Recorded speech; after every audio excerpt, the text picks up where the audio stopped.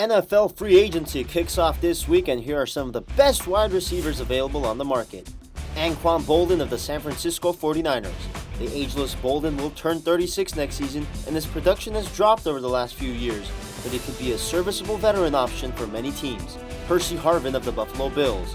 The injury-prone receiver played only 5 games with Buffalo before going on IR, and he hasn't really done much since his memorable kick return touchdown in Super Bowl 48. But perhaps another change of scenery could do him well. Jermaine Kearse of the Seattle Seahawks. The 26-year-old receiver had a nice year for himself in the Pacific Northwest, catching 5 touchdowns and adding 2 more in the playoffs. Travis Benjamin of the Cleveland Browns. Benjamin was probably the only bright spot on the dysfunctional Browns this past season. He caught 5 touchdowns and amassed nearly 1,000 yards in his breakout year. Other notable options available are Jermaine Kearse, Ruben Randall, Malcolm Floyd, and Ricardo Lockett.